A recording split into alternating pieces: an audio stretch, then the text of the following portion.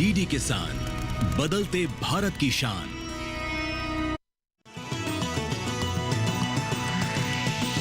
DD किसान, बदलते भारत की शान।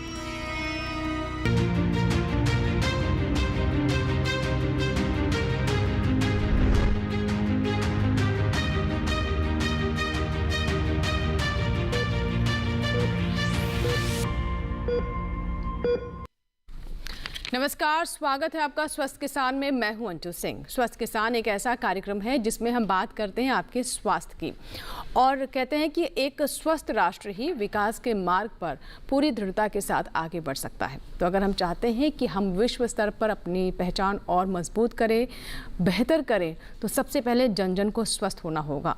और इसमें भी सबसे महत्वपूर्ण कड़ी ये है कि आधी आबादी को साथ लेकर चलना होगा, यानी महिलाएं।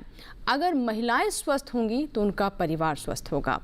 एक एक परिवार स्वस्थ होगा तो पूरा समाज स्वस्थ होगा, और पूरा समाज स्वस्थ होगा तो मतलब पूरा देश स्वस्थ होगा। तो इसी सोच के साथ, इसी उद्देश्य के साथ ये अभियान शुरू किया गया है, जिसमें बात की गई है कि महिलाएं कैसे अपने स्वास्थ्य को बेहतर कर सकती हैं, जो कमियां हैं उन्हें दूर कैसे किया जाए। तो चलिए आपको बताएं कि आज के कार्यक्रम का विषय क्या है और क्यों हम कह रहे हैं कि ये आज का हमारा पूरा कार्यक्रम हमारी आधी आबादी यानी महिलाओं पर केंद्रित है। नजर डालते हैं आज के विषय पर। तो हमारा आज का विषय है स्वस्थ नारी सशक्त परिवार अभियान। आपको बता दें कि प्रधानमंत्री श्री नरेंद्र मोदी जी के जन्मदिन के अवसर पर इस अभियान की शुरुआत की गई है। और जैसा कि हमने कार्यक्रम की शुरुआत में आपको बताया कि मकसद यही है कि महिलाओं को और जागरूक किया जाए, उन तक स्वास्थ्य जो सेवाएं हैं और बेहतर तरीके से कैसे पहुंचे, और उन चीज़ों को भी पहचाना जाए जहां पर और काम करने की आवश्यकता है। हमारा टोल फ्री नंबर नोट कर लें, ईमेल आईडी भी नोट कर लें, जिसके माध्यम से आप हमें संपर्क कर सकते हैं, अपने सवाल हम तक पहुँचा सकते हैं। हमारा टोल फ्री नंबर है 1800-113060। साथ ही हमारा दूसरा नंबर है 1800-113061 टोल फ्री, यानी इस पर आपका कोई शुल्क नहीं लगेगा। इसके साथ ही अगर आप चाहें तो हमें ईमेल भी कर सकते हैं, यानी अगर आप ज़्यादा सहज महसूस करते हैं ईमेल करने में, बात नहीं करना चाहते हैं कॉल करके, तो आप हमें ईमेल भी कर सकते हैं। हमारा ईमेल आईडी नोट कर लें आप, swasthkisanlive2024@gmail.com। और हम ये भी आशा करते हैं कि आज के कार्यक्रम में हमारी महिलाओं की सहभागिता ज़्यादा से ज़्यादा होंगी, क्योंकि अक्सर वो अपने स्वास्थ्य के बारे में बात करने से थोड़ा हिचकिचाती है, उस तरह का आत्मविश्वास नहीं होता है। तो वही आत्मविश्वास देने का एक प्रयास है कि आप अपने स्वास्थ्य के बारे में भी सोचें। आप स्वस्थ रहेंगे तभी आपका बच्चा स्वस्थ रहेगा, आपका परिवार स्वस्थ रहेगा।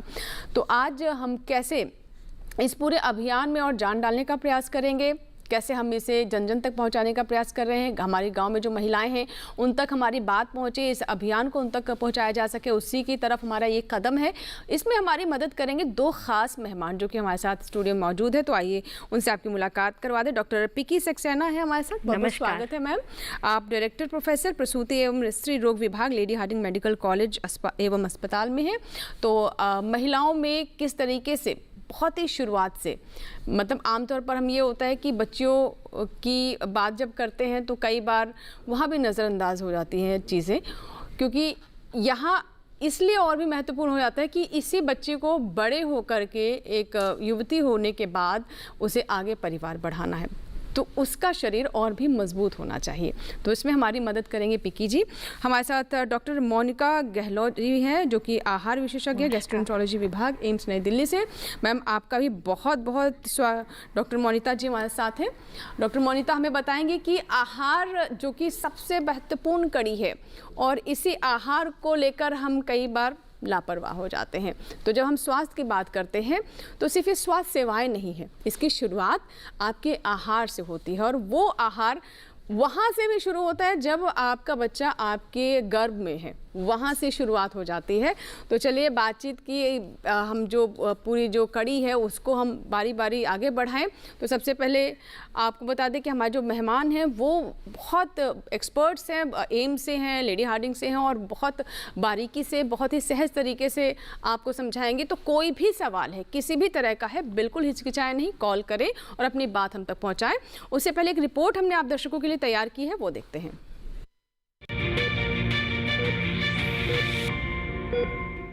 नमस्कार दोस्तों, आज हम बात करेंगे स्वस्थ नारी सशक्त परिवार अभियान की, जो महिलाओं और बच्चों के स्वास्थ्य को बेहतर बनाने के लिए शुरू किया गया है। बिल्कुल भूमि, इस अभियान का मुख्य उद्देश्य है मातृ और शिशु मृत्यु दर को कम करना, सही पोषण देना और टीकाकरण को बढ़ावा देना। इसके तहत महिलाओं की जरूरतों के अनुसार व्यापक स्वास्थ्य जांच की जा रही है, ताकि खून की कमी, हाई ब्लड प्रेशर और डायबिटीज जैसी बीमारियों की पहचान शुरुआती अवस्था में ही हो सके। खासकर जनजातीय इलाकों में त्वचा की समस्या, प्रजनन संबंधी दिक्कतें, स्तन और गर्भाशय ग्रीवा कैंसर, क्षय रोग और सिकल सेल रोग की जांच भी इस अभियान में शामिल है। इतना ही नहीं, आंगनवाड़ियों में पोषण माह के दौरान महिलाओं और परिवारों को मासिक धर्म स्वच्छता, संतुलित आहार और समग्र स्वास्थ्य के बारे में भी शिक्षित किया जा रहा है, ताकि उनकी जीवन शैली और सोच में सकारात्मक बदलाव आ सके।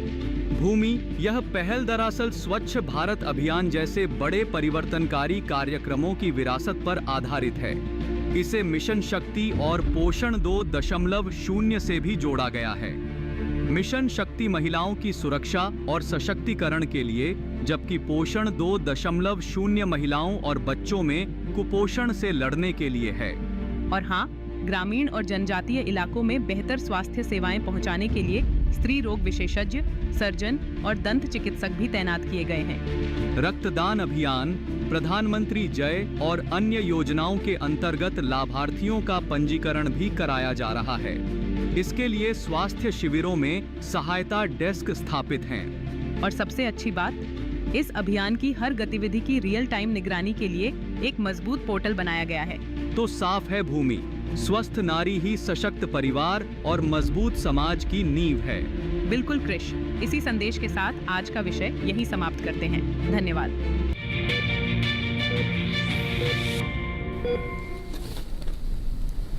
बिल्कुल, तो आपने ये रिपोर्ट देखी जिसमें हमने बताया कि स्वस्थ नारी सशक्त परिवार, यानी जब महिलाएं स्वस्थ होंगी तभी हम ये आशा कर सकते हैं कि उस महिला का जो परिवार है या फिर जिस परिवार में वो महिला है वो परिवार भी उतना ही सशक्त होगा, मजबूत होगा।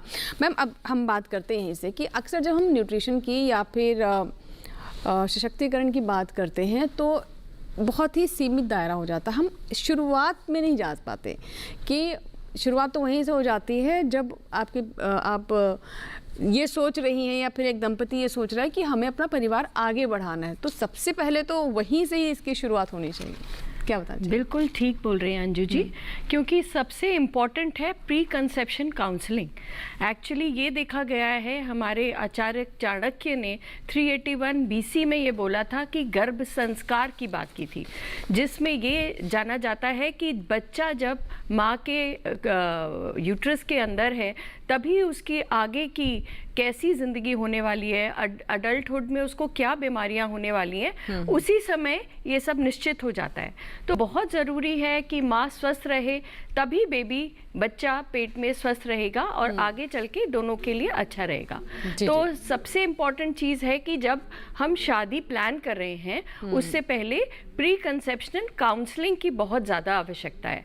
उसमें हमें देखना है कि महिला का हीमोग्लोबिन 12 से ज़्यादा हो, ब्लड प्रेशर 120/80 से कम हो, HbA1c यानी शुगर जो है वो 6 से कम हो, और ये सब चीज़ें जब संतुलित हो जाएं, थायराइड, हीमोग्लोबिन, BMI सब चीज़ें जब संतुलन हो जाए तभी वो प्रेगनेंसी का प्लान करें, क्योंकि माँ अगर स्वस्थ होगी तभी बच्चा भी स्वस्थ होगा। बिल्कुल बिल्कुल।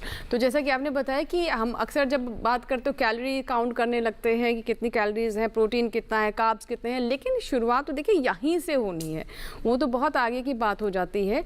आपके जो गर्भ में बच्चा है उस तक न्यूट्रिशन तभी पहुँचेगा जब उस माँ का न्यूट्रिशन अच्छा होगा, उसका आहार अच्छा होगा, उसके वाइटल्स जैसे कि मैम ने बताया कि आयरन, कैल्शियम, हीमोग्लोबिन ये कितना है, वहीं से ही आपको ध्यान देने की आवश्यकता है। अब मैं मोनिता जी आपके पास आना चाहूँगी। अब हम जब महिलाओं के आहार की बात करते हैं तो उसमें मुख्य बिंदु क्या है, मुख्य बातें क्या हैं प्रेगनेंसी के दौरान? हम शुरुआत वहीं से करते हैं। अगर प्रेगनेंसी के दौरान हम महिलाओं के आहार की बात करें तो बहुत ज़रूरी पोषण जो है ज़रूरी हो जाता है, ना केवल प्रेगनेंसी के दौरान परंतु उससे प्री कंसेप्शन, जैसा मैम ने बोला कि जैसे कि मेडिकली चीज़ें बैलेंस्ड होनी चाहिए कंसीव करने से पहले, इसी तरह से भी पोषण का भी प्रेगनेंसी से पहले बैलेंस होना ज़रूरी है। अगर प्रेगनेंसी आप प्लान कर रहे हैं और एक अंडर नरिश्ड है या ओबेज है तो वो चीज़ें कॉम्प्लिकेशन का कारण बन सकती है प्रेगनेंसी के दौरान। तो सबसे पहले स्क्रीनिंग करके अगर इस तरह की कोई समस्या है जो पोषण से संबंधित है, किसी तरह की आयरन डेफिशिएंसी है या कोई और डायबिटीज़ की समस्या है, तो वो चीज़ को सेटल करना, अंडर नरिशमेंट है तो उस चीज़ को सेटल करना, उसके बाद एक प्रेगनेंसी अच्छे पोषण के साथ प्लान करना एक बहुत ही इम्पॉर्टेंट चीज़ है महिला के लिए। और महिला के खाने में ये ध्यान में रखना है कि जो हम पेट भरने के लिए खाना खाते हैं कि जिसमें सिर्फ हम सोच लेते हैं कि हमने 4-5 बार खाना खा लिया, बार बार रोटी सब्जी ये सब खा लिया, इससे बात बन जाएगी, नहीं। आपके शरीर में, एक महिला के शरीर में खुद का जो फिजियोलॉजिकल स्ट्रेस की अवस्था है उस समय उसे ना केवल अपनी पोषक तत्वों की आवश्यकता को पूरा करना है बल्कि अपने अंदर पलने वाले बच्चे की भी सारा पोषण बच्चा अपने माँ के उससे लेगा। तो जितने भी पोषक तत्व हैं उसे अपना भी पूरा करना है, बच्चे का भी पूरा करना है। तो उस समय उन पोषक तत्वों की मात्रा को पूरा करने के लिए कुछ फूड ग्रुप्स का ध्यान रखना बहुत ज़रूरी है कि वो थोड़े से अधिक मात्रा में लेने पड़ेंगे। यूँ नहीं कि कैलोरीज ज़्यादा ले ली, नहीं। जो माइक्रोन्यूट्रिएंट्स होते हैं, हमारे विटामिन्स हैं, मिनरल्स है या प्रोटीन है, तो उनका संतुलन होना बहुत जरूरी है। इसलिए डाइवर्स फूड ग्रुप्स को इंक्लूड करना उस समय बहुत जरूरी हो जाता है। मैम कि आपकी थाली रंग बिरंगी होनी चाहिए। हाँ, थाली रंग बिरंगी होनी चाहिए। सारे विटामिन, मिनरल्स या प्रोटीन पूरा करने के लिए even iron, folic acid, calcium, ये बहुत इंपॉर्टेंट न्यूट्रिएंट्स हैं जो प्रेगनेंसी में पूरे होने जरूरी है। अगर ये पोषक तत्वों की कमी रहती है, जैसे फॉलिक एसिड की कमी रहती है, तो न्यूरल ट्यूब डिफेक्ट्स होते हैं, बच्चे की बर्थ में प्रॉब्लम कर सकता है, या फिर जो अंडर नरिशमेंट रहता है तो प्री टर्म बेबी है, इसका खतरा बढ़ जाता है। तो इसके लिए एक तो आपका है कि जो फ्रूट्स एंड वेजिटेबल्स है, half a KG fruits and vegetables आपको एसेंशियल विटामिन मिनरल्स देंगे। इसके अलावा आपका नट्स हो गया, 1 हैंडफुल ऑफ नट्स है वो आपको ओमेगा 3 फैटी एसिड्स देगा। इसके साथ आपका मिनिमल 3 कटोरीज ऑफ दाल, ये बहुत बहुत इंपॉर्टेंट चीज़ है कि बदल के दाल कंजम्पशन बहुत ज़रूरी है। हमारे इंडियन डाइट में प्रॉब्लम क्या है कि हम बहुत ज़्यादा सीरियल्स पे निर्भर हो गए हैं कि हम हर खाने में चावल या रोटी या ऐसा ही कोई अनाज का उत्पाद लेते हैं। हमारी डाइट डाइवर्सिफाइड नहीं है। हमने इतना ज़्यादा सीरियल बेस्ड कर लिया है कि कैलोरीज हमारे पास ओवर हो रही है, परंतु जो असेंशियल न्यूट्रिएंट्स हैं वो कम होते जा रहे हैं। तो इसके लिए उस सीरियल्स को थोड़ा सा कम करके हर खाने में बेसिकली नाश्ता, लंच और डिनर में कोशिश करें कि एक कटोरा दाल का जरूर हो। प्रोटीन और कैल्शियम के सोर्स के लिए एटलीस्ट हाफ अ केजी के अराउंड दूध, दही या पनीर हमारे खाने में इंक्लूड हो। विटामिन सी सोर्स प्रेगनेंसी में पूरा करने के लिए कम से कम 2 फ्रूट्स, उसमें भी स्पेशली आपका चॉइस क्या होना चाहिए, सिट्रस फ्रूट्स होना चाहिए कि जैसे कि कीवी हो गया या रेड एंड लाल और पीली जो शिमला मिर्च होती है वो भी विटामिन सी का बहुत कॉन्सेंट्रेटेड सोर्स है। तो इस तरह से सोर्सेज को इंक्लूड करना ज़रूरी है। आयरन के सोर्स के लिए, मैग्नीशियम के सोर्स के लिए, फॉलिक एसिड के सोर्स के लिए आपकी हरी पत्तेदार सब्जियां हैं, आपका बीन्स है, आपका नट्स हैं या फिश है, इन सबको इंक्लूड करेंगे ताकि आपको सारे बैलेंस पोषक तत्व मिले, ना कि केवल कैलोरीज कंप्लीट हो, ताकि एक हेल्दी प्रेगनेंसी रहे। बिल्कुल बिल्कुल। तो देखिए, इससे पेट भरने की बात नहीं है और शरीर की जो ज़रूरतें हैं उन्हें भी पूरा करना है, यानी न्यूट्रिशन किस तरह का होना चाहिए, जैसा कि अभी मोनिता जी ने बताया हमें।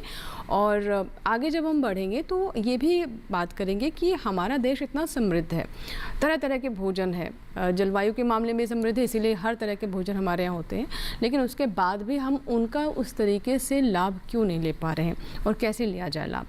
आइए बात करते हैं एक दर्शक से। नंद स्वरूप मिश्रा जी हमारे साथ जुड़ रहे हैं। जी बताएं, क्या सवाल है नंद स्वरूप जी आपका? हेलो नंद स्वरूप जी, सुन रहे हैं आप मुझे? हाँ नमस्कार। मैं जानना ये चाहता हूँ कि पुरुष के बजाय पहले नारी खाए, फिर जो है पुरुष भोग लगाए, लकड़ी के बजाय गैस पे खाना बनाए, समय से आराम फरमाए, घरेलू हिंसा के बजाय घर में जो है शांति बनाए। तो ऐसी दशा में नारी को स्वस्थ और सशक्त बनाने में कितना बड़ा बल मिलेगा? बहुत अच्छी बात है। देखिए नंद स्वरूप जी, ऐसी ही सोच अगर हर व्यक्ति की हो जाए तो फिर मुझे लगता है आधी समस्याएं दूर हो जाएंगी।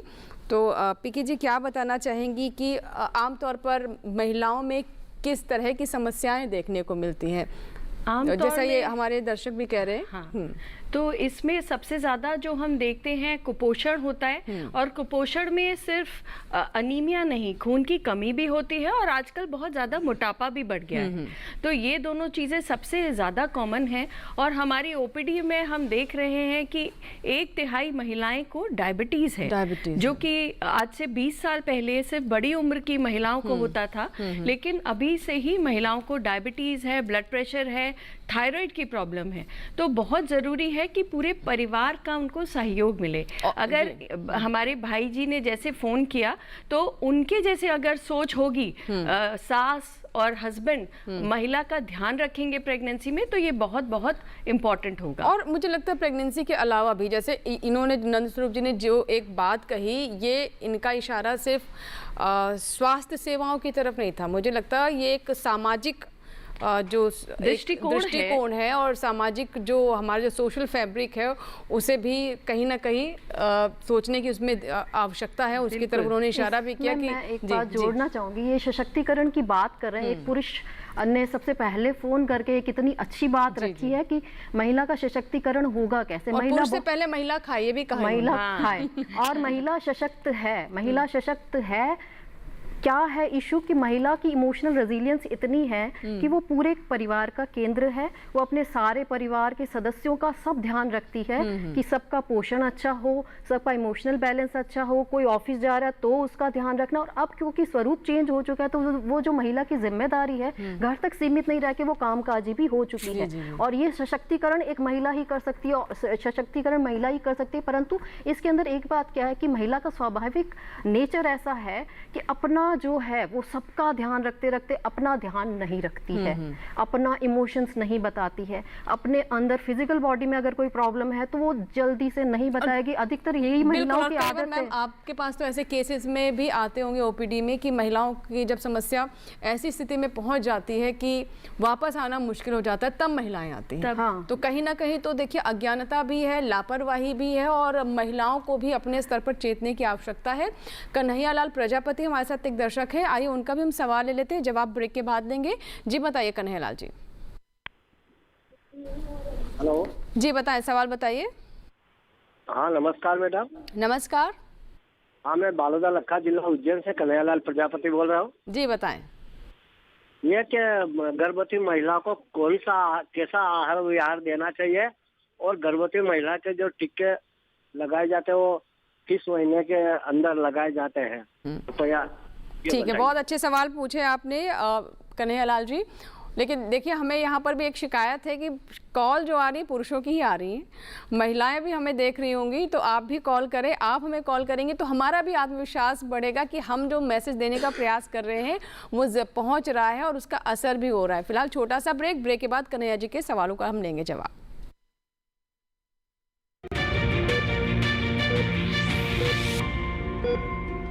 पशुपालन में उत्कृष्ट योगदान देने वालों के लिए सुनहरा अवसर।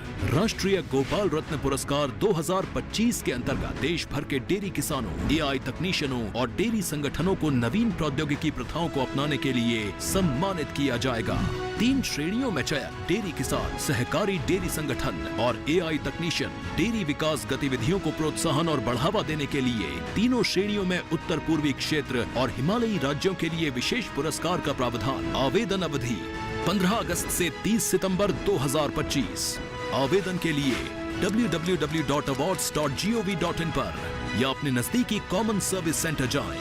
आपकी मेहनत के लिए राष्ट्रीय पुरस्कार।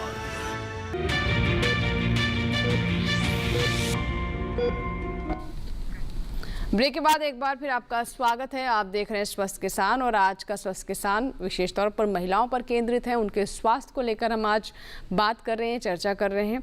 और आप भी हमें कॉल करें, अपनी समस्याएं बताएं या फिर कुछ जानकारी प्राप्त करना चाहते हैं तो भी आप हमें बता सकते हैं। और ब्रेक से पहले एक दर्शक थे कन्हैया लाल प्रजापति जी, जिन्होंने ये जानना चाहा है कि जब गर्भवती महिला होती है तो उसको अपने पोषण का कैसे ख्याल रखना है, टीकाकरण कैसे होना चाहिए। तो मैम मैं आपसे अब यही जानना चाहूँगी कि गर्भवती महिलाओं का भी क्या टीकाकरण होता है और किस तरह का होता है, और इन 9 महीनों में उसे खान पान के अलावा और किन बातों का ध्यान रखने की ज़रूरत होती है? यहाँ पे मैं बताना चाहूँगी कि महिला को दो तरीके के दो इंजेक्शंस लगते हैं। टेटनस टॉक्साइड के इंजेक्शंस लगते हैं जो कि बच्चे के अंदर भी जाके इम्यूनिटी प्रोड्यूस करते हैं। तो ये जो है तीसरे महीने के बाद लगता है और 1 महीने के अंतर पे दूसरा इंजेक्शन लगता है। अगर आपके पास एक बच्चा है जो 3 साल से कम उम्र का है तो सिर्फ एक ही इंजेक्शन लगता है। दूसरी चीज़ ओपीडी के अंदर और बहुत मोटी चीज़ समझने के लिए कि क्या खान पान रखना चाहिए प्रेगनेंसी में, उसके लिए गवर्नमेंट ऑफ इंडिया की एक बहुत बढ़िया थाली है। उस थाली को हम 3 भागों में डिवाइड करते हैं। आधी थाली के अंदर कच्चे फल, सब्जियां और पकी हुई सब्जी, ये सब चीज़ें आती हैं। 1/4 के अंदर सिर्फ प्रोटीन होता है और 1/4 के अंदर कार्बोहाइड्रेट्स होते हैं हाई ग्लाइसीमिक इंडेक्स वाले, जो कि मिलेट्स वगैरह हैं। इसके साथ एक पोर्शन ऑफ दूध या छाछ, दही कुछ लेना है और एक फल भी अलग से लेना है। एक चीज़ बहुत ज़रूरी है कि मौसमी खाना, सब्जियां, फल बहुत अच्छी चीज़ें हैं और जितना भी प्रोसेस्ड फूड है वो हमें अवॉइड करना चाहिए। जो भी मैदा, पैकेज्ड जो भी खाना आता है वो अवॉइड करना चाहिए। साफ फ्रेश बना हुआ खाना सबसे अच्छा है। इसके अलावा हमारे को 3 महीने के बाद हम आयरन और कैल्शियम, क्योंकि बच्चा जो है वो माँ से ही सारा पोषण लेता है, तो आयरन और कैल्शियम ज़रूरी गवर्नमेंट ऑफ इंडिया की तरफ से ये फ्री उपलब्ध है पूरे देश के अंदर। और आयरन की गोली जब खानी है महिला को तो वो खाने से 1 घंटा पहले या 1 घंटा बाद खानी है और चाय और कॉफ़ी के साथ नहीं लेनी है, क्योंकि इससे फिर उनका एब्जॉर्प्शन कम हो जाता है। और अगर हो सके तो 1 गिलास नींबू पानी के साथ लें, तो उसमें विटामिन सी होता है जिससे एब्जॉर्प्शन और अच्छा होता है। और कैल्शियम की 2 गोली भी लेनी है और आयरन और कैल्शियम एक साथ नहीं लेना है, खाने से अंतर करके लेना है। फॉलिक एसिड भी बहुत ज़रूरी है। न्यूरल ट्यूब इफेक्ट्स, बच्चे के कंजेनाइटल एनोमलीज ना हो, उसके लिए ये बहुत ज़रूरी है। जी। बट मैम, आयरन को लेकर महिलाएं क्यों इतना ज़्यादा दुखी रहती है? एक्चुअली आयरन की गोली जो है, जो फेरस सल्फेट की गोली मिलती है, उससे काफ़ी एसिडिटी, गैस्ट्राइटिस वगैरह होती है। तो उनको समझाना है कि अगर वो टॉलरेट नहीं कर पा रही हैं तो वो खाने के बाद भी ले सकती हैं। और अगर वो वाली गोली से उनको संतुष्टि नहीं होती तो दूसरे टाइप का आयरन का प्रिपरेशन ले सकती हैं। दूसरी चीज़, खाने में कौन सी चीज़ों में आयरन होता है वो जानना बहुत ज़रूरी है। गुड़, चना, हरी सब्जियाँ, फल, इन सब के अंदर काफ़ी अच्छी मात्रा में स्प्राउट्स, प्रोटीन और आयरन बहुत ही ज़रूरी है। कैल्शियम, दूध, अंडा, फिश, अगर नॉनवेज लेती हैं तो वो चीज़ें, ये सोयाबीन, ये चीज़ें लेनी बहुत अच्छी हैं। 1 कटोरी दाल भर के अगर वो सुबह शाम खाएंगी और 2-2 घंटे के अंतर पे थोड़ा थोड़ा खाते रहें। एक्चुअली बच्चा जब ग्रो करता है तो गर्भाशय पूरा भर जाता है और स्टमक हमारा ऊपर पुश हो जाता है, उससे उन्हें वैसे ही उल्टी की काफ़ी नौशिया और वगैरह रहता है। तो थोड़ा थोड़ा खाएं, जल्दी जल्दी खाएं, ये जिससे कि बच्चे को पूरे 24 घंटे में कंटिन्यूस न्यूट्रिशन मिलता है। ठीक है। आकाश है एक दर्शक जिन्होंने कैथल हरियाणा से में फ़ोन लगाया है। आइए बात करते हैं। आकाश जी, स्वागत है स्वस्थ किसान में। बताइए क्या सवाल है आपका? हेलो जी, नमस्कार। नमस्कार जी। जी बताएं क्या सवाल है? मैम, मेरी वाइफ को ना अभी ट्विंस बेबी का बताया, अल्ट्रासाउंड हुआ, अभी 3 मंथ से है। तो उसके खान पान के बारे में पूछना है थोड़ा। वो खाती नहीं है अच्छे से। मैं क्या, अभी ट्विंस है तो अच्छे से खाना खाना पड़ेगा, तो उसके लिए थोड़ा आप गाइड कराएंगे मेरे को। मैं प्रोग्राम देख रहा था अभी आपका। जी। तो ट्विंस मतलब जुड़वा बच्चे हैं तो बच्चों की रिक्वायरमेंट भी ज़्यादा होगी, तो इनको खान पान का बहुत ही ज़्यादा ध्यान रखना है। थोड़ा सा एक्स्ट्रा खाना खाना है, लेकिन ये भी ध्यान रखना है कि बहुत ज़्यादा घी तेल वगैरह नहीं लेना है। आलू, घी, तेल, शुगर बहुत ज़्यादा नहीं लेनी है, नॉर्मल मात्रा में लेनी है। इसके अलावा इन्हें आयरन भी डबल डोज में लेना पड़ेगा। और ये हाई रिस्क प्रेगनेंसी कहलाती है और अभी 3रा महीना ही है। जैसे जैसे बच्चे ग्रो करेंगे उनको अनीमिया होने के चांसेस, बीपी बढ़ने के चांसेस, प्री टर्म लेबर होने के चांसेस होंगे। तो ज़रूरी है कि अपना रजिस्ट्रेशन, एंटीनेटल रजिस्ट्रेशन कराएं और डॉक्टर को लगातार दिखाएं। इसमें अल्ट्रासाउंड भी हम लोग ज़्यादा जल्दी करते हैं क्योंकि बच्चे का न्यूट्रिशन दोनों में बट रहा है। माँ के अंदर जितना भी न्यूट्रिशन है दोनों में बट रहा है, तो हमें देखना होता है कि दोनों बच्चों की ग्रोथ सही हो रही है या नहीं।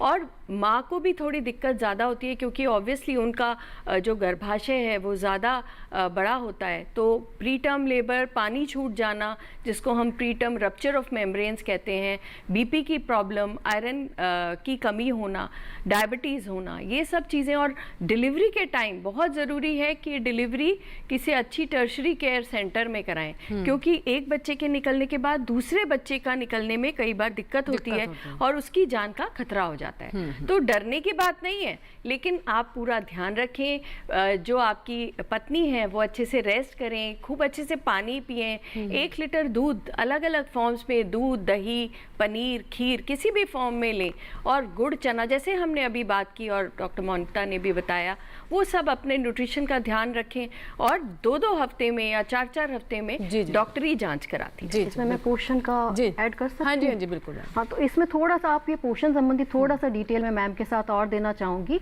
आप खाने में बेसिक आप इनके मील्स को स्मॉल एंड फ्रीक्वेंट करिए कि दिन में 2-3 बार भारी नहीं खिला के छोटा छोटा करके 5 से 6 बार में खिलाएं। दैट टू ऑल्सो आप इसमें ये ध्यान रखें कि हमें असेंशियल फूड ग्रुप, जो ज़रूरी फूड ग्रुप्स है वो ज़रूर से इंक्लूड कर लें। कम से कम 7 से 8 फूड ग्रुप्स ऐसे हैं जो हमारे ज़रूरी रोज़ के खाने में होने चाहिए। तो आप ये नियम बना लें कि अपनी पत्नी के खाने में कोशिश करें कि कम से कम 500, 600 या 700 ml तक दूध, दही और पनीर मिलके ऐड करें, प्रोटीन, कैल्शियम की आवश्यकता को पूरा करने के लिए।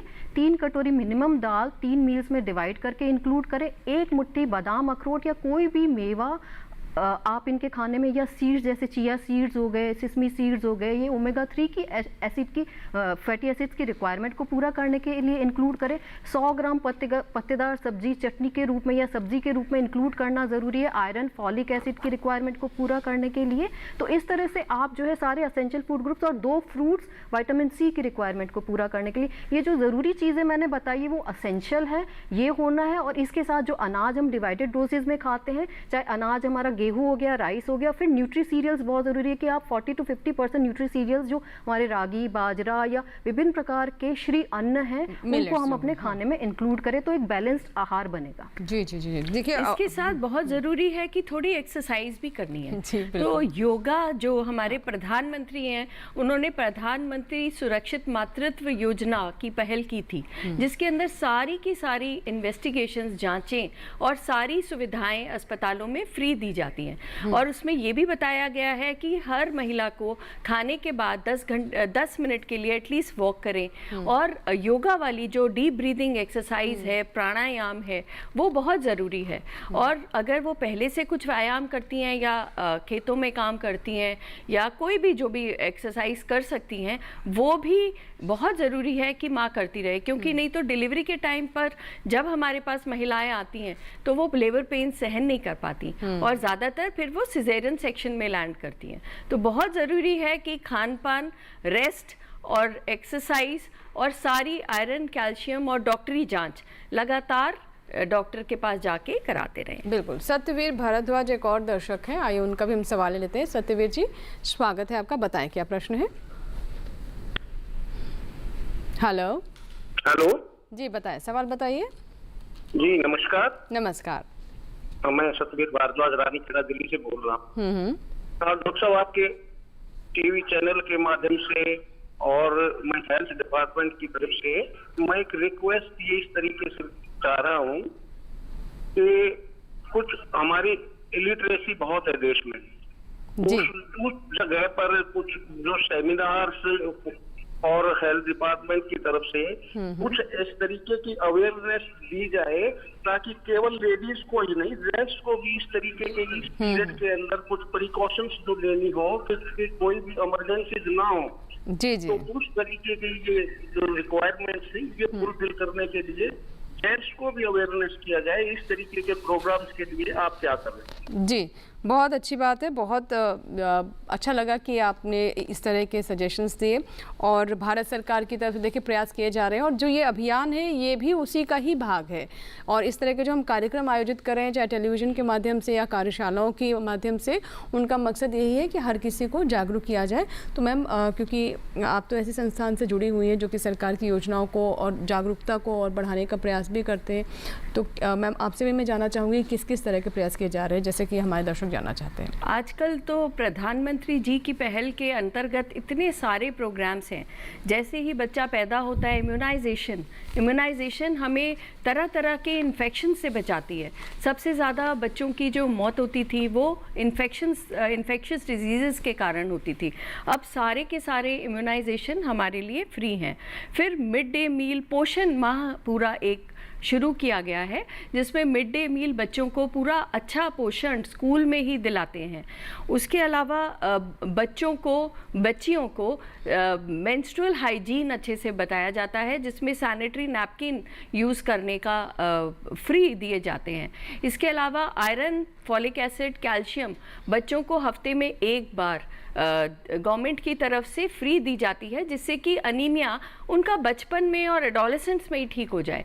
बेटे और बेटियां दोनों को ध्यान देना है, सिर्फ यही नहीं कि बेटियों को। और ये मुझे बहुत अच्छी बात लगी आपकी कि आपने कहा कि दोनों इक्वली भागीदार हैं और दोनों को मिल के काम करना है। सिर्फ महिला की हम बात इसलिए करते हैं क्योंकि महिला ही है जो किचन को कंट्रोल करती है। अगर हमारा खान पान ठीक होगा, अगर महिला पढ़ी लिखी हैं तो वो उनके माता पिता ने उन्हें इतना सशक्त किया है, उन्हें पढ़ाया है और वो पूरे परिवार की देखभाल अच्छे से कर सकती हैं। वो बेटियों और बेटों को दोनों को इक्वली पढ़ाएंगी और इक्वली उनका ध्यान देंगी। तो ये सब चीज़ें बहुत। खेलो इंडिया, गवर्नमेंट ने एक नई स्कीम शुरू की है, खेलो इंडिया, जिसमें स्क्रीन टाइम कम करके बच्चों को खूब सारा एक्टिव खेलना, एक्सरसाइज करना स्कूल्स में शुरू कराया है। उसके अलावा स्पोर्ट्स को मोदी जी ने इतना ज़्यादा स्टेट ऑफ आर्ट इक्विपमेंट और स्टेट ऑफ आर्ट स्टेडियम्स उपलब्ध कराए हैं। योगा जिसके दिवस मनाते हैं, योगा डेज। और हमारा आयुष विभाग अब हमारे सारे अस्पतालों में है, जिसमें योगा फ्री सिखाया जाता है। और हमें पता है योगा मेडिटेशन से हमारी पूरी बॉडी को कितना, सिर्फ फिजिकल नहीं, मेंटल प्रॉब्लम्स भी कितनी सारी, स्पिरिचुअल, मेंटल, पूरी की पूरी वेलबीइंग बहुत अच्छे से वो होती है। और प्रधानमंत्री सुरक्षित मातृत्व तो है ही, और एक नई चीज उन्होंने शुरू की है कि थोड़ा कम खाएं, शुगर, तेल भी कम खाएं, चीनी, तेल और नमक, ये एक नई वो है। और FSSAI जो कि फूड सेफ्टी विभाग है, उनको बताया गया है कि लेबलिंग सब खानों पे पूरी तरह हो कि कितना कैलोरीज, कितना फैट मिल रहा है। तो आई थिंक पूरा ऑल राउंड उन्होंने इतनी सारी स्कीम्स निकाल के हमारी पूरी हेल्थ के लिए ये पूरा अरेंजमेंट किया है। बिल्कुल बिल्कुल। इसमें मैं एक पॉइंट जोड़ना चाहूँगी, जैसा कि ये जागरूकता की बात कर रहे हैं, तो जो अभी अभियान चल रहा है स्वस्थ नारी सशक्त परिवार अभियान, जो 17 सितंबर को करीब 1 लाख से भी अधिक केंद्रों में शुरू हुआ है। तो आप सब से जो भी ये प्रोग्राम देख रहे हैं, मैं उनसे रिक्वेस्ट करना चाहूँगी कि जितने भी कम्युनिटी हेल्थ सेंटर्स हैं या आयुष्मान केंद्र है या इंस्टीट्यूट ऑफ नेशनल इंपॉर्टेंस है जैसे कि एम्स है, वहाँ पे जाएं। वहाँ पे सारी जो नॉन कम्युनिकेबल डिजीजेज है, कम्युनिकेबल डिजीजेज है, सबका स्क्रीनिंग हो रहा है, सारी जांचें फ्री में करवाई जा रही है। और इस बार हमारे माननीय प्रधानमंत्री जी ने इसमें एक बहुत अच्छा एस्पेक्ट रखा है कि न्यूट्रिशनल काउंसलिंग, लाइफस्टाइल काउंसलिंग, जो आज तक कभी भी नहीं थी। आज देश ने पहचाना है कि पोषण कितना इंपॉर्टेंट है, पोषण अच्छे से हम कितनी तरह की बीमारियों को रोक सकते हैं। तो हर केंद्र में ये पोषण की जानकारी दी जा रही है, डाइट चार्ट दिए जा रहे हैं, हर बीमारी के अकॉर्डिंग डाइट बताई जा रही है। तो आप अपने नजदीकी केंद्र में जाएं। ये प्रोग्राम 2 अक्टूबर तक चलेगा, तो कृपया सेवाओं का लाभ उठाएं। बिल्कुल। और देखिए, अगर आप स्वस्थ हैं, आप मजबूत हैं, तो भगवान न करे अगर कोई ऐसी बीमारी भी आती है, और जैसा कि हमने पीछे वर्षों में देखा है, जब कोविड आया तब बात हमने की कि इम्यूनिटी होनी चाहिए, आप कितने मजबूत हैं, प्रतिरोधक क्षमता कितनी अधिक है। तो जब आप मजबूत रहते हो तो इस तरह की बीमारियों से लड़ने में भी आपको स्ट्रेंथ मिलती है, आप स्ट्रांग बने रहते हैं। फिलहाल इसी के साथ ही आप वक्त एक छोटे से ब्रेक का, लेकिन ब्रेक के बाद जब वापस आएंगे तो हम बात करेंगे हमारी युवतियों के बारे में कि उनके, देखिए महिलाओं के साथ क्या होता है ना, हर 7-8 साल में एक नया पड़ाव होता है, और वो सामाजिक भी होता है और शारीरिक भी होता है, हार्मोनल भी होता है। तो उसमें आपको मानसिक तौर से भी बहुत मजबूत रहने की आवश्यकता होती है, और अपने आप को कैसे तैयार करें इनसे लड़ने के लिए, इनसे पार पाने के लिए, उस पर भी बात होना बहुत आवश्यक है। बात होगी छोटे से ब्रेक के बाद।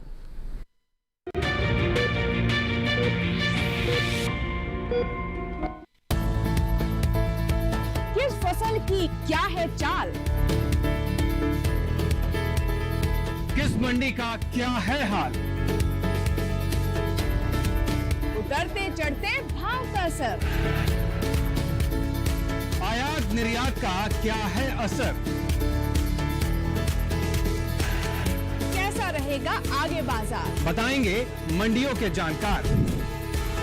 देखिए मंडी खबर सोमवार से शनिवार शाम 5 बजे सिर्फ दूरदर्शन किसान चैनल पर।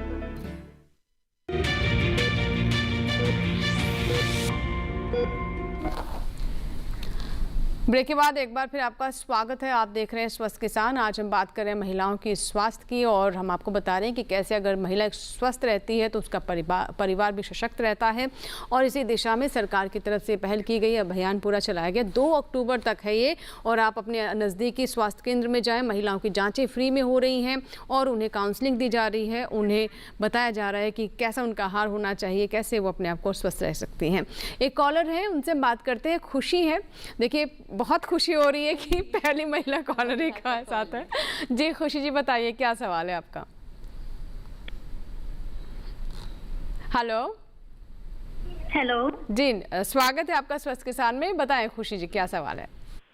नमस्कार मैम। नमस्कार जी, मैं जैसे कि मैं बोल रही थी मैम कि जैसे कि खान पान में क्या सुधार करे, जो फेस पे एक्ने है बार बार होता है, जो खान। ठीक है खुशी जी, आपकी आयु कितनी है, एज कितनी है आपकी? हेलो, कितनी उम्र है आपकी?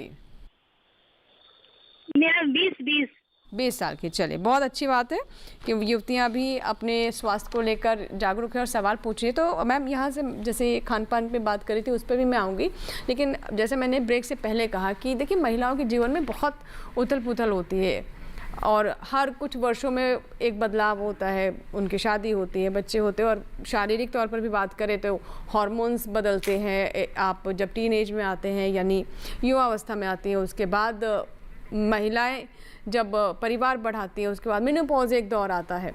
तो उसके लिए कैसे हमें तैयार होना चाहिए और इसके लिए जागरूकता भी होनी चाहिए? बहुत ज़रूरी ये एक आपने बात छेड़ी। इसमें हमें ध्यान रखना है कि जैसे ही बच्ची बड़ी होती है, उसका माहवारी शुरू होती है, तो बहुत सारे हार्मोनल चेंजेस आते हैं, उसके बॉडी में काफ़ी सारे फिज़िकल चेंजेस आते हैं, जिसके लिए बच्ची काफ़ी कॉन्शियस हो जाती है। तो ज़रूरी है कि माएँ अपनी बेटियों को जब उनकी एज अबाउट 10-12, आजकल मीनार की यानी कि माहवारी की एज भी बहुत कम हो गई है। 10 साल से के करीब बच्चे हमारे पास बहुत सारे आ रहे हैं जिनको पीरियड शुरू हो जाते हैं। तो उनको मेंस्ट्रुअल हाइजीन कैसे रखनी है, कैसे पीरियड शुरू होते हैं, उसमें कैसे सफाई रखनी है और मम्मी पापा को बताना है, वो सब चीज़ें ज़रूरी है। हालांकि एक पहले तो इससे बहुत ही लुका छुपा के रखा जाता था, बात नहीं की। आजकल हम लोग स्कूल्स में जाके ये काफ़ी इसके बारे में जागरूकता बढ़ा रहे हैं कि कैसे ये नॉर्मल एक चीज़ है। ये बच्चे तो कई बार डर जाते हैं कि ये क्या हो रहा है, तो उनको समझाना है कि कैसे हमारे हार्मोनल चेंजेस हो रहे हैं जिसकी वजह से पीरियड्स आते हैं, उसमें कैसे सफाई रखनी है। दूसरी चीज़ उनको समझाना है कि उनको अपना खान पान बहुत अच्छा रखना है। जैसा कि ऑलरेडी हम काफ़ी देर से बात कर चुके हैं, खान पान बेटियों और बेटों दोनों के लिए इक्वली इम्पॉर्टेंट है। तीसरी चीज़, आजकल आप देखेंगे कि सबको फ़ोन पे बैठ के, मोबाइल पे बैठ के, कंप्यूटर पे बैठ के बच्चे काम कर रहे हैं, बहुत सारा स्विगी वगैरह करके बाहर का खाना खा रहे हैं। तो ये सब चीज़ें कम करनी है। धूप में खेलने ज़रूर जाना है। खेलना, स्क्रीन टाइम 2 से 4 घंटे से ज़्यादा नहीं होना चाहिए। 5 साल से कम छोटे बच्चों को स्क्रीन बिल्कुल नहीं दिखाना है। TV time, computer time, mobile पे पेरेंट्स दे देते हैं, तो वो सब चीज़ें कम करनी है।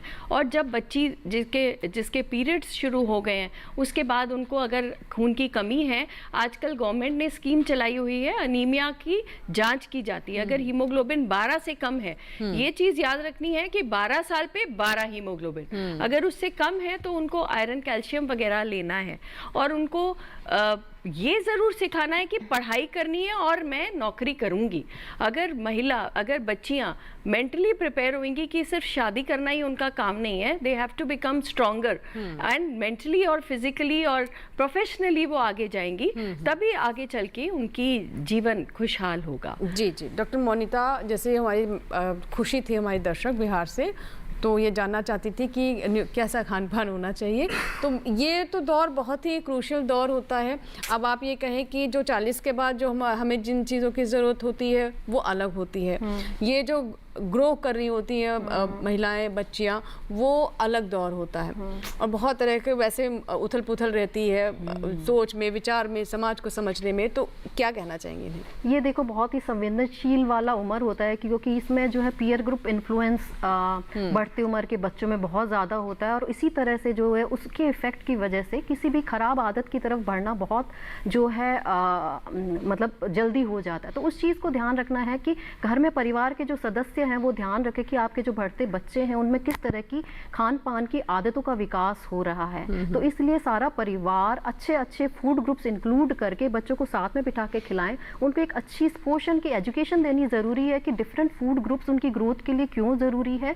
आजकल जो खान पान का चलन हो गया है कि जो भी अच्छा पैकेज फूड दिख रहा है जो कि न्यूट्रिएंट पुअर है, जो न्यूट्रिएंट पुअर है, जिसमें कि हाई फैट है, हाई शुगर है या हाई सॉल्ट है, उनका ओवर कंजम्पशन बढ़ गया है। वो कन्वीनियंस फूड है, वो कहीं से भी लेके खा लेते हैं और इसके ओवर कंजम्पशन की वजह से आज के समय में 1 से 5 साल के बच्चों में भी मोटापे की दर बहुत बहुत बढ़ गई है। हमारा जो है समस्या अब अंडर न्यूट्रिशन कम होके ओवर न्यूट्रिशन हो गया है। तो इस चीज़ को ध्यान रखना है कि इस तरह की आदतों की तरफ हमें नहीं जाना है। हमें घर का बना खाना, होल ग्रेन फूड से बना खाना, जिसमें whole cereals, whole pulses, fruits, vegetables, दूध हो, उनको डिवाइड करके खाना है। तो इन चीज़ की इंपॉर्टेंस समझे। वंस इन ए वाइल आपका जो मन करे वो खा सकते हैं, पर उसका मतलब ये नहीं है कि आप ज़रूरी चीज़ों को, घर की बनी हुई चीज़ों को नहीं खाएं। तो घर का खाना सबसे इम्पॉर्टेंट है। दूसरी चीज़ महिलाओं के केस में बहुत इंपॉर्टेंट है हमारे इंडिया में, क्योंकि 50% से अधिक महिलाएं आज भी जूझ रहे हैं। अनीमिया एक बहुत है। तो अनीमिया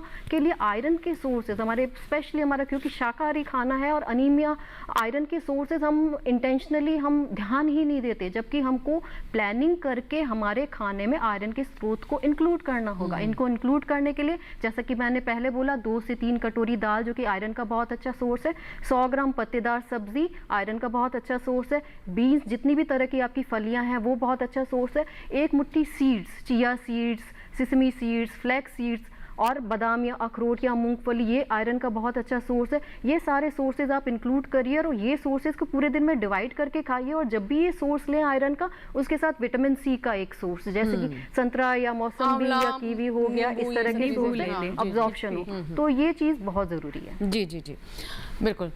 और दर्शकों से ये कहेंगे कि अभी थोड़ा समय बाकी है। अगर अभी तक आपने हमें कॉल नहीं लगाया है तो ज़रूर करें। आप हमें ईमेल भी कर सकते हैं, हमारा टोल फ्री नंबर जिस पे आपका कोई शुल्क लगेगा उस पर भी कॉल करके बताएं अपने सवाल। अब डॉक्टर पिकी में एक चीज़ अंजू जी मैं बताना चाहूँगी कि एक HPV वैक्सीन है हमारे देश में और पूरी दुनिया में भी। कैंसर ऑफ सर्विक्स जो हमारे बच्चेदानी का मुंह होता है उसका कैंसर काफ़ी कॉमन है और उसके बचाव के लिए अब हमारे पास HPV वैक्सीन है। काफ़ी कम उम्र में भी लगता है। ये सिर्फ 9 से 11 साल पे ही हम दे सकते हैं, मतलब उसके बाद भी दे सकते हैं, बट ये this is the right age. अच्छा मैम, इसको लेकर भी बड़ी भ्रांतियां हैं, माँ बाप थोड़ा सा इसमें भी लेकर के थोड़ा संकोच रहता है कि क्या इतनी छोटी उम्र में बच्चों को ऐसा इंजेक्शन देना चाहिए, तो थोड़ा मेरे को इसके बारे में बताइए। तो ये जो इंजेक्शन है आजकल तो लड़कियों और लड़कों दोनों को दिया जाता है और ये इंजेक्शन देने से हमारे बहुत सारे HPV 6, 12 ऐसे काफ़ी सारे टाइप्स के इन्फेक्शंस हैं जो बच सकते हैं। और आगे चल के यही इन्फेक्शंस जब हमारे बच्चों के गर्भाशय में चले जाते हैं तो वो कैंसर ऑफ सर्विक्स कर देते हैं। तो बहुत ज़रूरी है कि इन बच्चियों को ये दिया जाए। इसके कोई साइड इफ़ेक्ट्स भी नहीं है। और अब अपनी इंडियन वैक्सीन्स भी डॉक्टर नीरजा बाटला एम्स में जो हेड ऑफ द डिपार्टमेंट थी, उनके काफ़ी सारे रिसर्च के बाद उन्होंने वैक्सीन्स बनाई हैं जो कि काफ़ी सस्ते उसमें, क्योंकि प्रॉब्लम थी कि ये काफ़ी महंगा होता तो था। अब ये काफ़ी चीप हैं, काफ़ी जगह अवेलेबल हैं। तो इसका फ़ायदा सभी को उठाना चाहिए, क्योंकि अगर एक बार कैंसर होता है तो उससे कितनी ज़्यादा दिक्कतें होती हैं। और इसके अलावा बच्चों को से ही आदत लगानी चाहिए कि ब्रेस्ट एग्जामिनेशन, और जब भी कोई महिला अस्पताल जाती है या जब उनकी शादी होती है उसके बाद पैप स्मीयर कराना बहुत ज़रूरी है, जिससे कि हम ब्रेस्ट कैंसर एक दूसरी प्रॉब्लम है जो कि बहुत ज़्यादा कॉमन है, और पैप स्मीयर से हम सर्विक्स का कैंसर बहुत जल्दी पकड़ में आ सकता है और उसका सही इलाज किया जा सकता है।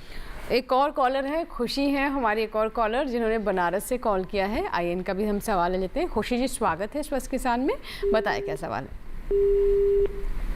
फ़ोन शायद हमारा डिस्कनेक्ट हो गया, कोई बात नहीं। खुशी जी, आप अगर हमें सुन रही हैं तो आप फिर से कॉल लगाएं, ज़रूर हम आपका सवाल लेंगे। मैम, आपने बहुत सारे पॉइंट्स टच कर लिए यहाँ पर, ब्रेस्ट कैंसर की भी बात की आपने, और जो एक जो टीकाकरण होना चाहिए सर्विक्स कैंसर का, उसके बारे में बताया। अब मैं ये जानना चाहूँगी मैम कि देखिए, जब हम एक महिला जब दूसरे घर जाती है और बात होती है आगे परिवार बढ़ाने की, तो वहाँ भी उसे अपने फैसले लेने की आज़ादी होनी चाहिए। बिल्कुल। यहाँ पर आप क्या कहना चाहेंगी हमारी महिलाओं को? ये अंजू जी, आपने बहुत ज़्यादा इम्पॉर्टेंट बात करी, क्योंकि ये महिला की चॉइस होना चाहिए कि कब वो बच्चा प्रेगनेंसी करना चाहती है। तो उससे पहले हमारे पास गवर्नमेंट ने बहुत सारी चीज़ें फ्री उपलब्ध कराई हैं, बहुत सारे कॉन्ट्रासेप्टिव मेथड्स हैं। तो बास्केट ऑफ कॉन्ट्रासेप्शन कहा जाता है। अगर मेल पार्टनर हैं तो वो कॉन्डोम इस्तेमाल कर सकते हैं।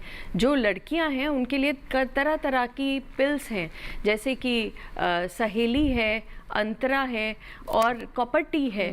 जो ऑलरेडी अगर आपके पास बच्चा है तो आप कॉपर टी लगवा सकती है, जो कि 10 साल तक आपको गर्भ निरोधक का फ़ायदा देगी। और जैसे ही ये कॉपर टी निकाली जाती है, उसके बाद आप दोबारा प्रेगनेंसी कर सकते हैं। आजकल हमारे पास अंतरा है, जो कि 3-3 महीने पे इंजेक्शन लगता है, जिसके लिए आपको रोज़ गोली खाने की भी ज़रूरत नहीं है। और अब इम्प्लांट भी गवर्नमेंट ऑफ इंडिया ने फ्री अवेलेबल करा दिए हैं। तो हमारी फैमिली प्लानिंग OPD के अंदर ये इंजेक्शंस भी आपको लग जाते हैं, और इससे भी काफ़ी लंबे, इनको लार्क कहा जाता है, long acting reversible contraceptive methods. तो इनमें से कोई भी चीज़ जो आपको ठीक लगती है, आपको सबके फायदे, बेनिफिट्स, रिस्क्स और प्रॉब्लम्स बताई जाएंगी। ये भी स्वास्थ्य का ही हिस्सा है। ये स्वास्थ्य का बहुत बड़ा हिस्सा है, क्योंकि जब तक आप सब चीज़ें संतुलित नहीं कर लेती, जैसे कि हमने बात की haemoglobin, weight, blood pressure, diabetes, अगर आपकी डायबिटीज़ कंट्रोल में नहीं है और आप प्रेग्नेंट हो जाती हैं, तो आपके बच्चे को बहुत सारी कंजेनाइटल एनोमलीज, बहुत सारी प्रॉब्लम्स होने के चांसेस हैं। अगर प्रेगनेंसी का जो बच्चे का डेवलपमेंट है अबाउट 8 वीक्स, यानी कि 2 महीने तक उसके ज़्यादातर सभी ऑर्गन्स बन जाते हैं। अगर इस पेरी कंसेप्शनल पीरियड, जबकि प्रेगनेंसी होने से 4 हफ्ते 1 महीना पहले और ये शुरू के 2 महीने में अगर आपका ये इम्बैलेंस है या ज़्यादा है, तो फिर चांसेस ऑफ अबॉर्शन बहुत हाई हो जाती है और बच्चे को प्रॉब्लम होने की चांसेस हैं। तो ये बहुत ज़रूरी है कि आप कॉन्ट्रासेप्शन, गर्भ निरोधक इस्तेमाल करें, और जब तक चाहें पहले अपने पार्टनर को समझें, अपने नई फैमिली में एडजस्ट करें, मेंटली स्ट्रांग हों, और जब आप सोचें कि आपका करियर, मेंटल और फिजिकल सब कुछ तैयार है, तभी आप प्रेगनेंसी ट्राई करें। बिल्कुल। डॉक्टर मोनिता, अब आपके पास में आऊँगी, लेकिन साथ ही मैं भी बता दूं कि ब्रेक भी हमें लेना है। ब्रेक के बाद इसका जवाब लेंगे। वो ये कि जैसे महिलाओं के पड़ाव है कि आप जब युवावस्था में है तब आपका खान पान कैसा होना चाहिए, 40 के बाद जब बहुत सारे और बदलाव हमारे शरीर में आते हैं, ये एक और टेस्टिंग टाइम होता है महिलाओं का, उस वक्त आपका मेटाबॉलिज्म भी घट जाता है और कुछ मेनोपॉज की तरफ आप बढ़ रहे होते हैं, तो तब हमारा खान पान कैसा होना चाहिए, इस पर भी मैं बात करूँगी छोटे से ब्रेक के बाद।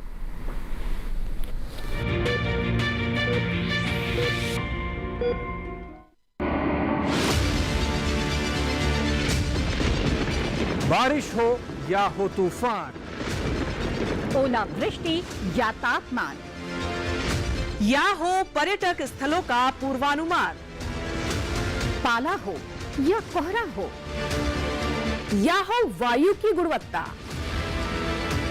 सबकी सटीक जानकारी, सबका सटीक विश्लेषण। देखिए हमारे साथ मौसम खबर में। मौसम खबर, देश के मौसम का सबसे तेज और सटीक विश्लेषण, रोजाना शाम 7:30 बजे DD किसान पर।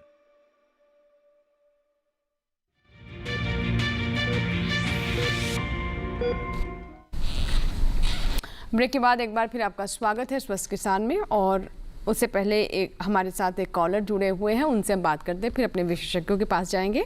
Hello hello hello hello, Kamlavati ji, आप हमारे साथ हैं उत्तर प्रदेश से, बताइए क्या सवाल है। सवाल बताओ कमलावती जी, बताइए। मैम, उनको गैस की प्रॉब्लम ज्यादा होती है, फर्स्ट प्रेगनेंसी है और ये पैर से बहुत ज़्यादा दिक्कत होती है। मैम आप समझ पाए? तो आपको फर्स्ट प्रेगनेंसी है और बैक में काफ़ी दिक्कत होती है, पीठ में दर्द रहता है। तो इसके लिए ना एक्चुअली क्या होता है, जब हमारा बच्चा पनप रहा होता है अंदर, तो उनकी जब हड्डियां बनती हैं तो वो कैल्शियम आपके अंदर से ले लेते हैं, तो आपकी हड्डियां जो हैं वो थोड़ी कमज़ोर हो जाती हैं। उसके लिए बहुत ज़रूरी है कि आप कैल्शियम की गोली ज़रूर खाएं, अपना पोस्चर भी ठीक रखें और थोड़ा करवट लेके लेटें। और उसके अलावा दूध, जैसे कि मैंने पहले बताया, प्रेगनेंसी में 1/2 लीटर से लेके 1 लीटर तक आप दूध ज़्यादा लें। उसमें दूध किसी भी फॉर्म में, जैसे कि दूध, छाछ, पनीर, खीर, आइसक्रीम, जो भी चीज़ आपको अच्छी लगती है वो ज़रूर लें। और मिलेट्स वगैरह, हरी सब्जियां, अपना खान पान अच्छा रखें, अपना पोस्चर अच्छा रखें, सीधे बैठें, पीछे एक तकिया या कुछ सहारा लेके बैठें और अपने आयरन कैल्शियम ठीक से लेते रहें, उससे बैक काफ़ी ठीक रहेगा आपका। एक्सरसाइज भी थोड़ी करनी ज़रूरी है, व्यायाम करना, थोड़ा सा आप चलें, हर खाना खाने के बाद 10 मिनट चलें और योगाभ्यास करें, प्राणायाम करें, उससे भी आपका बैक ठीक रहेगा। थोड़ा सा तकिया लगा के या कुछ सहारा लेके बैठें। और एक इम्पॉर्टेंट चीज़ है, जब आपका बेबी हो जाएगा, जब नवजात शिशु होगा, उसको आप दूध पिलाएंगी, तब कैल्शियम रिक्वायरमेंट और भी ज़्यादा बढ़ जाती है। तो उस समय भी आप बच्चे को ऊपर उठा के टेक्निक सही करें, बच्चे को कैसे दूध पिलाना है, क्योंकि उसमें माँ कई बार इतना झुकती हैं कि उनकी पीठ में दर्द हो जाता है। उस समय आपको कैल्शियम ठीक से लेना है, अपना खान पान और पानी ज़्यादा पीना है, क्योंकि न्यूट्रिशन उस समय माँ का बहुत ज़रूरी है। और बच्चे को 6 महीने से पहले ऊपर की कोई चीज़ नहीं देनी है। तो ये चीज़ों का आप ध्यान रखिए, आपका बैक काफ़ी ठीक हो जाएगा। कैल्शियम की हो सकता है आपको कमी हो, तो कैल्शियम की मात्रा ठीक से लें, गोली भी अच्छे से लें, खान पान भी ठीक। जी डॉक्टर मोनिता, अब जैसे मैंने कहा था कि उम्र के साथ साथ महिलाओं और लापरवाह हो जाते हैं अपने स्वास्थ्य को लेकर, तो उन्हें क्या करना चाहिए आफ्टर 40, जो कहते हैं कि और ज़्यादा आपको जितना बचपन में जितना न्यूट्रिशन की ज़रूरत होती है ध्यान रखने की, उतना ही आफ्टर 40। तो मैं चाहूँगी कि इन दोनों वर्गों को आप बताएं क्या करना मैं आफ्टर 40 के बारे में ये बात करना चाहूँगी कि क्योंकि उस समय तक ग्रोथ वगैरह सब पूरा हो चुका होता है, एक अडल्टहुड है, तो हमारे वेयर एंड टेयर और मेंटेनेंस के लिए कैलोरीज एंड प्रोटीन रिक्वायरमेंट होती है। तो अब होता क्या है कि इस उम्र के एनाबॉलिक फेज जो हमारी 25 तक खत्म हो जाती है, उसके बाद जो है हमारा मेटाबॉलिक रेट धीरे धीरे हर 10 सालों में कम होने लग जाता है। और मेटाबॉलिक रेट कम होने लग जाता है तो उसकी वजह से जो है, अगर हम खाना वही सेम रखते हैं या ज़्यादा खाते हैं, तो मोटापे की दर या फैट टिश्यू का जमा होना ज़्यादा हो जाता है। तो पहली चीज़ तो हमें ध्यान रखनी है कि हमारी मेटाबॉलिक रेट स्लो हो गई है, उसको इंक्रीज करके रखना है। हमारा मसल मास धीरे धीरे कम होने लगता है, उसको इंक्रीज करना है। तो एक्सरसाइज एक बहुत इंपॉर्टेंट चीज़ है। योगा, स्ट्रेंथ ट्रेनिंग, घूमना या जिम ज्वाइन करना, किसी भी तरह की एक्सरसाइज करें ताकि आपकी मेटाबॉलिक रेट हाई रहेगी। मेटाबॉलिक रेट हाई रहेगी कि तो मोटापे की दर या मोटापा जो वजन बढ़ना उम्र के साथ शुरू हो जाता है बहुत अधिक लोगों में, वो नहीं होगा। खान पान में एक मानसिकता चेंज करनी पड़ेगी कि ये ना समझे कि बढ़ती उम्र खत्म हो गई है तो पोषक तत्वों की मात्रा जो है कैलोरी या प्रोटीन के अलावा आपकी कम हो गई है, ऐसा नहीं है। अगर ऐसा समझेंगे कि दूध खाली बच्चे का खाना है, ऐसा नहीं होता। आपको वयस्क में भी कम से कम 2 ग्लास, उससे भी ज़्यादा इंपॉर्टेंट हो जाता है, क्योंकि आपका डीमिनरलाइजेशन होना शुरू हो जाता है। तो हड्डियों को बनाए रखने के लिए दूध की इंपॉर्टेंस बहुत ज़्यादा है। पत्तेदार सब्जियों की इंपॉर्टेंस आपके आयरन के लिए उस समय तक भी उतनी ही है। उसके साथ साथ प्रोटीन की रिक्वायरमेंट के लिए भी आपको दाल की इंपॉर्टेंस भी उतनी है। तो फूड ग्रुप सारे इंक्लूड करने हैं, परंतु अधिक कैलोरीज का जो है आपको कंजम्पशन नहीं करना है। अधिक फैट या अधिक शुगर का, अधिक फैट या अधिक शुगर आप एम्प्टी कैलोरीज खाते हैं तो ना केवल आपके हार्ट डिजीजेज, ओबेसिटी, इन सब का खतरा बढ़ता है, वजन भी बढ़ता है। तो इनका कंजम्पशन लिमिट करना है। स्नैकिंग आपको बिस्किट या फिर जो फ्राइड आइटम्स नहीं लेके हेल्दी फ्रूट्स या छाछ या नट्स इस तरह की करनी है। जी। अब इसी तरीके से मैम बच्चियों के लिए भी मैं जानना चाहूँगी, देखिए उनके हम सोचते छोटे बच्चों को कम भोजन की आवश्यकता होती है, लेकिन उनकी कैलोरी रिक्वायरमेंट ऑलमोस्ट उतनी ही होती है जितना एक वयस्क की होती है, क्योंकि ग्रो कर रहे होते हैं। तो मैं चाहूँगी ये जो छोटे बच्चे हैं उनके बारे में बताएं। छोटे बच्चों में मैं इन्फेंसी से स्टार्ट करना चाहूँगी। सबसे पहले शुरुआती 2 साल जो होते हैं सबसे इंपॉर्टेंट है, क्योंकि वो फाउंडेशन ईयर है। जैसा कि मैम ने बताया, 0 to 6 month exclusive breast feeding, no glucose water, कोई भी घुट्टी नहीं, कोई और पानी नहीं, पानी मिला हुआ दूध नहीं। जब तक की मेडिकली एडवाइस नहीं हो ऊपर का दूध देना, तो 6 मंथ एक्सक्लूसिव ब्रेस्ट फीड। उसके बाद जो है कॉम्प्लीमेंट्री फूड, क्योंकि जो माता का मिल्क होता है वो सफिशिएंट नहीं रह जाता है बढ़ते हुए बच्चे के लिए, क्योंकि 1 साल की उम्र तक बच्चे का वजन लगभग 3 गुना हो जाता है जो बर्थ पे होता है। तो उस समय जो है न्यूट्रिशन पूरक आहार की इंपॉर्टेंस बहुत हो जाती है। 6 से 12 महीने और 1 से 2 साल के बीच में विभिन्न तरह के भोज्य पदार्थ जो होते हैं, सबसे पहले जो है थिन जो आपका ग्रूअल होता है, मांड जैसी कंसिस्टेंसी के विभिन्न जैसे कि पत्तेदार सब्जियों का जो है आप ग्रूअल बना के, दाल का ग्रूअल बना के। और एक चीज़ इंपॉर्टेंट है इस समय अमाइलेज रिच फूड जो कि पाचन तंत्र के लिए बहुत अच्छे होते हैं, उसके अंदर आप जो होते हैं होल ग्रेन जो होते हैं, आपका अनाज होता है, कोई भी तरह का अनाज या मिलेट्स जो होता है उसको जर्मिनेट करेंगे, जर्मिनेट करके उसको सुखा के उसको रोस्ट करेंगे, उसका पाउडर बनाएगा। ये एक बहुत अच्छा सोर्स है जो बच्चों के डायरिया वाले टाइम में, या कोई भी आप ग्रूअल बना रहे हैं जैसे सूप बना रहे हैं या जूस बना रहे हैं या दाल बना रहे हैं, तो उसमें 1-1 चम्मच ये आप उस बच्चे के खाने में मिक्स कर सकते हैं। तो कॉम्प्लीमेंट्री फूड में सारे फूड ग्रुप्स इंक्लूड करना 2 साल तक बहुत इंपॉर्टेंट है। सारी हेल्दी आदतों को उस समय तक डालना चाहिए कि बच्चे को आदत हो जाए 2 साल तक कि ये डिफरेंट फूड ग्रुप्स मेरी सेहत के लिए ज़रूरी हैं, और तब तक आगे उसको जो है मतलब आदत हो जाएगी। जी जी, बिल्कुल बिल्कुल। तो एक बार फिर से हम कहेंगे कि स्वस्थ नारी सशक्त परिवार, और इस अभियान का आप हिस्सा बने। जो आपके लिए सेवाएं यहाँ पर दी जा रही हैं सरकार की तरफ से, उनका पूरा लाभ लें। और जैसा कि हमारे एक्सपर्ट्स ने भी बताया कि 2 अक्टूबर तक महिलाओं के लिए द्वार खुले हुए हैं, अलग अलग तरह की जांचें की जा रही हैं, उनकी काउंसलिंग हो रही है ताकि वो स्वस्थ रहें। बहुत बहुत शुक्रिया डॉक्टर मोनिता आपका भी, डॉक्टर पिक्की आपका भी। और हमें पूरी उम्मीद है कि जो जानकारी आपने हमारे दर्शकों तक पहुँचाई है महिलाओं तक, वो ज़रूर ध्यान रखेंगे। इसी के साथ ही आज के स्वस्थ किसान में फ़िलहाल इतना ही, लेकिन अगर आपके कोई सवाल है या फिर आप चाहते हैं किसी और विषय पर भी हम स्वस्थ किसान लेकर आएँ, तो आप इसकी हमें जानकारी दे सकते हैं, हमें ईमेल कर सकते हैं, हमें कॉल करके भी बता सकते हैं। हमारा ईमेल आईडी है swasthkisanlive2024@gmail.com। आप हमारे टोल फ्री नंबर पर भी कॉल कर सकते हैं और अपने सवाल हम तक पहुँचा सकते हैं। हमारा QR कोड भी देख लें आप, जिस पर आप जाकर यानी इसे स्कैन करके स्वस्थ किसान जो हमारा कार्यक्रम है, इसे आप हमारे YouTube चैनल पर भी देख सकते हैं। इस कार्यक्रम के बाद भी आपके लिए YouTube पर उपलब्ध रहेगा, तो इसे आप स्कैन करें, या फिर हमारा जो DD किसान का ये ID आप देख रहे हैं, इसे जाकर सर्च कर सकते हैं YouTube पर और हमारे चैनल के साथ जुड़े। यहाँ लेंगे आपसे इजाज़त, और जाते जाते एक बार फिर से कहेंगे कि आप महिलाएं हैं, आप धुरी हैं, आपसे ही संसार शुरू होता है, तो आप अपना ख्याल ज़रूर रखें। आप अपना ख्याल रखेंगे तो पूरा संसार अपने आप ही स्वस्थ हो जाएगा। बहुत बहुत शुक्रिया, दीजिए इजाज़त, बने रहें दूरदर्शन किसान के साथ। नमस्कार।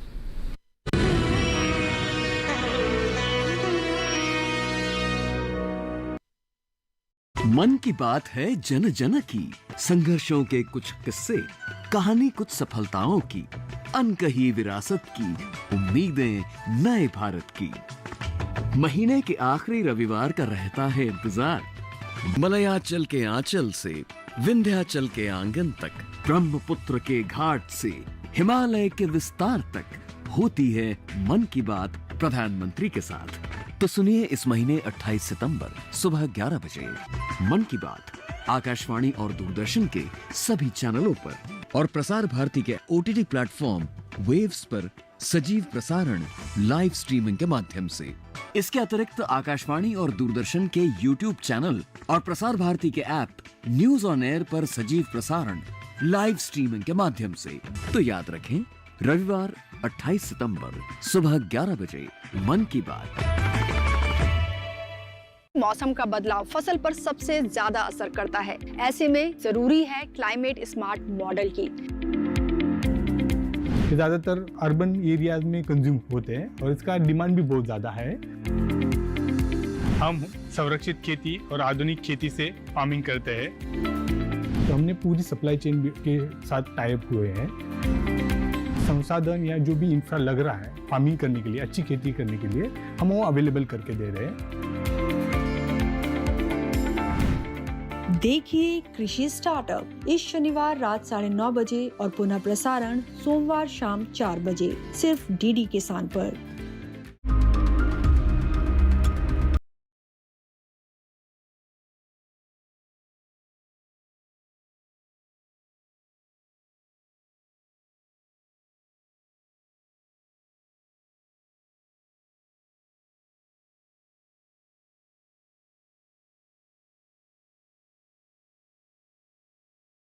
महान रसायनज्ञ लुई पाश्चर की पुण्यतिथि यानी 28 सितंबर पर खास विश्व रेबीज दिवस इस रविवार शाम 6:30 पर अपना पशु चिकित्सक लाइव सिर्फ दूरदर्शन किसान चैनल पर।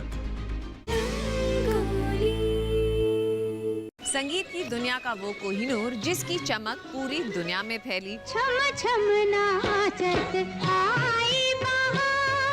जिनके सुर इतने सादे थे मानो वीणा के तार,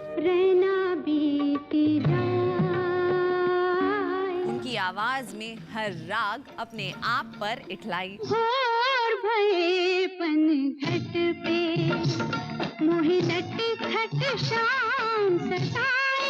स्वर कोकिला और भारत रत्न लता मंगेशकर जी की जिंदगी से जुड़े दिलचस्प किस्से जानने के लिए देखिए रंगोली। तेरे बिना जिया जाए ना। इस रविवार 28 सितंबर सुबह 8 बजे सिर्फ डीडी नेशनल पर।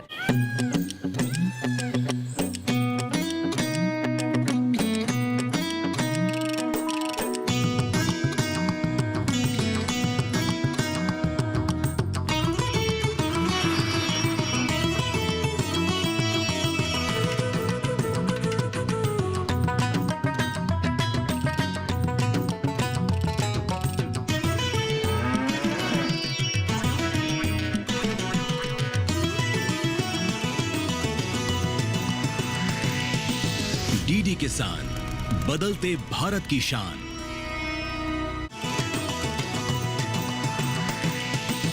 डीडी किसान, बदलते भारत की शान।